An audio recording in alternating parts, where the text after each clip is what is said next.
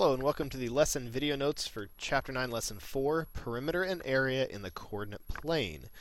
The objective will be finding perimeter and areas of figures in a coordinate plane.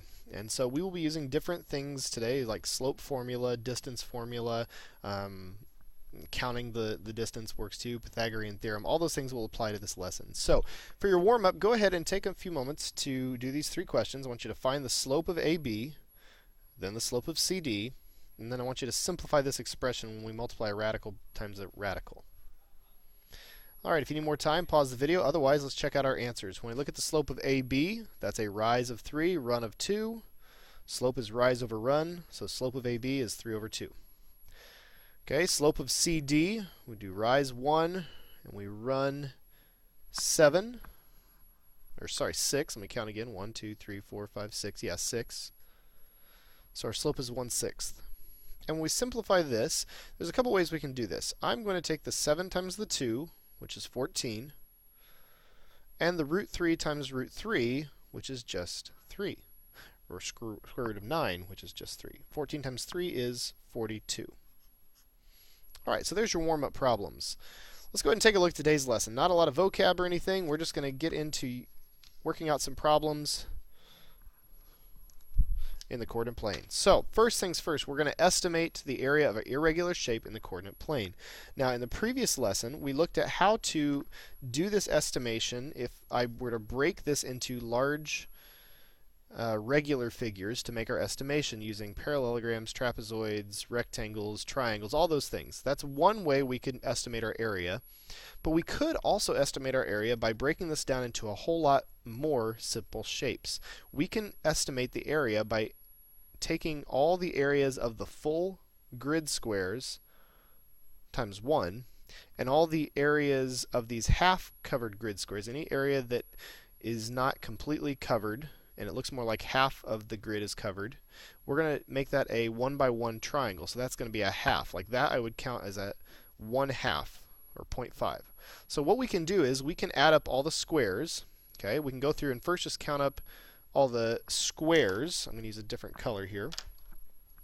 I'm going to count up all the full squares and just make a mark in them and just start counting. 1, 2, that's not a full one, 3, 4, 5, 6, 7, 8, 9, 10, 11, 12, 13, 14. That one's pretty close. I'll count it as 15.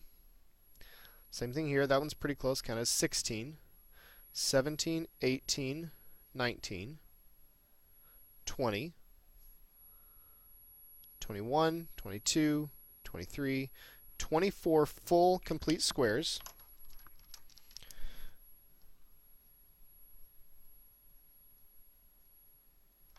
All right.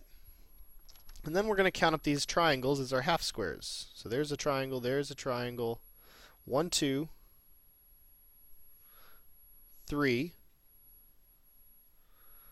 4, 5, 6, 7, 8, 9. Not much of that one. I'm not going to count it. 10. Maybe these together make up 11, 12, 13, 14, 15, 16. So 16 of those half triangles.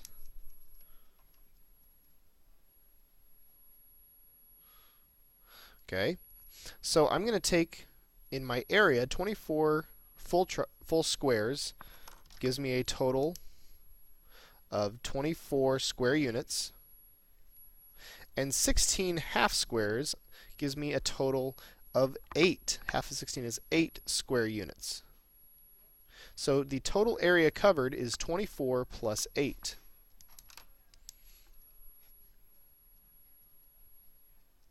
Which is 32 square units.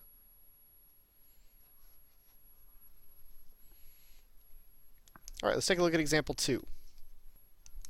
Here's what we were asked to do in example 2. In example 2, we are asked to draw and classify the polygon with these vertices. Then we're going to find the perimeter and area. So that's the first thing we want to do, is draw it with these vertices and classify it. So we start by marking the vertices on our diagram. And so I'm going to let you guys do that. Mark these and connect the sides to form that polygon. we should get something that looks like this. EFGH, 4 sides, makes it a quadrilateral. We want to classify it specifically, and to do that we're going to look at the slopes of the sides. That's the easiest way to figure out if it's a parallelogram. Okay, and if these slopes of these sides, where opposite sides have the same slope, that means opposite sides are parallel. That's going to tell me it's a parallelogram. So let's look at slope of EF. EF has a slope of down 1 to the right 3. That's a slope of negative 1/3. Slope of GH, which is opposite EF, we would go up 1 to the left 3. That's still a negative in that direction, so that's still a slope of negative 1/3. Now let's look at these sides. FG has a slope of either down 2 to the left 3 or up 2 to the right 3. Either way, that's a positive 2/3. And HE also goes up 2 to the right 3. That's also a slope of 2/3. So we have opposite sides parallel here, opposite sides parallel here. That means this is a parallelogram. This tells me that we have a parallelogram. Now, the slopes are not opposite reciprocals, so they're not right angles, so it's not a rectangle. And these sides are not going to be exactly the same, so it's not a rhombus. So we can only say it's a parallelogram. Now the next part of this, though, is to find the perimeter and area of the polygon. To find the perimeter, we're just going to find the sum of the side lengths. Well, opposite sides are parallel and congruent because it's a parallelogram. So really, if I find HE, it'll be the same as GF. The quickest way to find this is to use a Pythagorean theorem. Make that a right triangle, where HE is the hypotenuse of your right triangle. This is a 2 by 3 right triangle.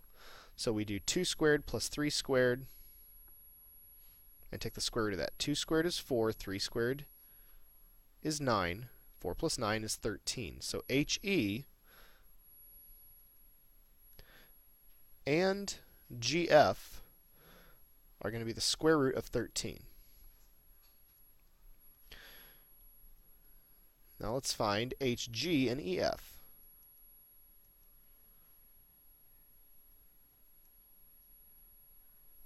HG and EF.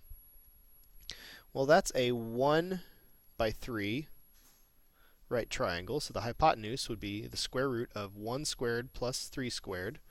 1 squared is 1, 3 squared is 9, 9 plus 1 is 10. So EF is the square root of 10. So the perimeter takes 2 of these measurements, 2 root 13s, and 2 of these measurements, 2 root 10s. And if you want to round that to the nearest tenth, we get about 13.5. That's perimeter. Now we have to find area. To find the area, we could think of this as a parallelogram, but that means we're going to have to find the base, which I know, HG, pick any one of the sides for your base, but the height measurement is not easy to find without a lot more work. But here's what I want you to see. What we have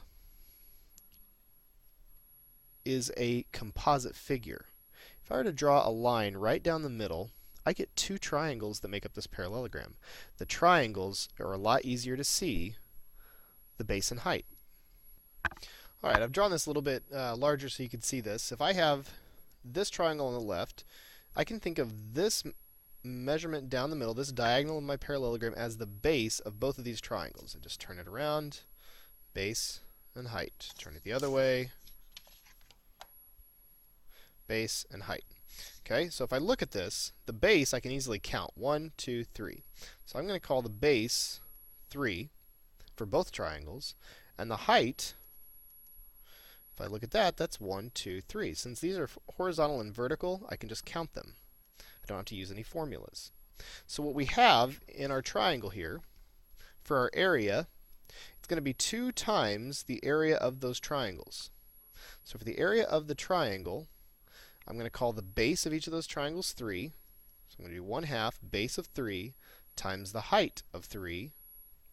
3 times 3 is 9. 9 divided by 2 is 4.5. But I need 2 of those. So the total area of my parallelogram is 2 times 4.5, or 9 square units.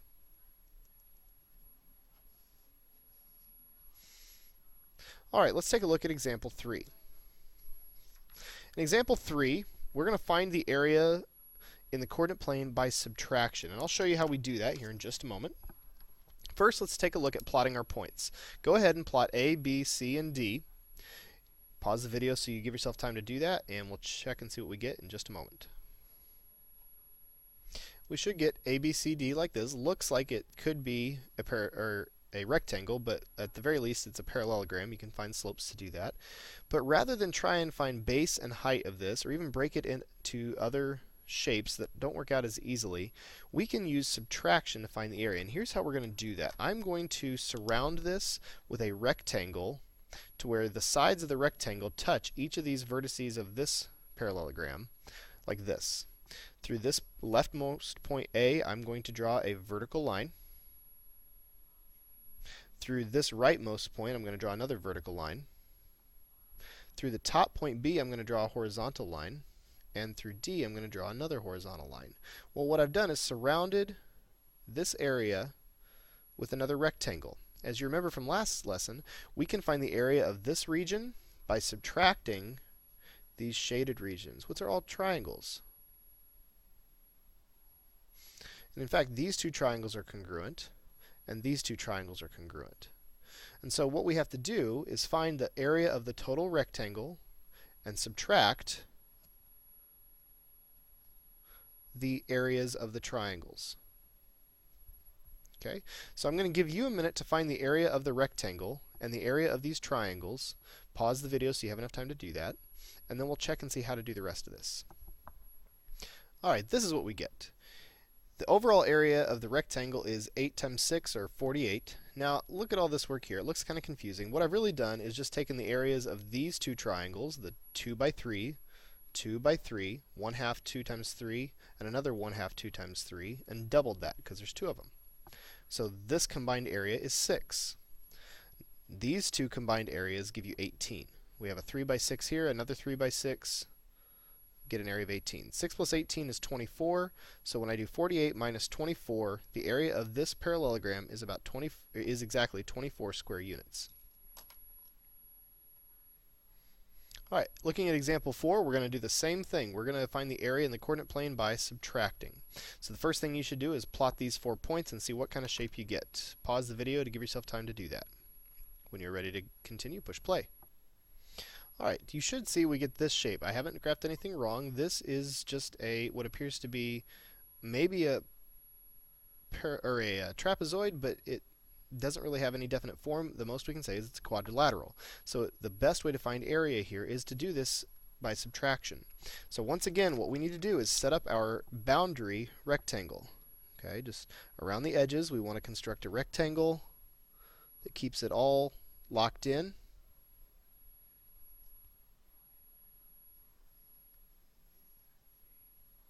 Okay, and the area of this figure is going to be the area of the rectangle minus these other regions, and these aren't exactly the same. In fact, none of those 4 are the same. So we will have to find the individual areas of each of these triangles. Now, to give yourself time, the video can't run too long. We're going to pause the video so that you can do these parts. Find the area of a rectangle and subtract the area of the triangles again. When you're ready, push play. Okay, the area of a rectangle, that's an 8 by 12 rectangle, so the area of a rectangle is 96. Okay, so we're going to take the areas of these other 4 regions, the other 4 triangles. We have a 4 by 8 triangle, a 6 by 8, a 2 by 2, and a 10 by 2 triangle. Take all those areas, 1/2 base times height, 1/2 base times height, 1/2 base times height, 1/2 base times height. By adding those areas together, which they work out to be 16, 24, 2, and 10, we get 96 minus 52 for the area of our quadrilateral, which is 44 square units. Alright, that leads us to example 5, and this is an example we're actually going to do in class together. We will get to this during class. Otherwise, you are ready to work on your problems involving coordinate plane.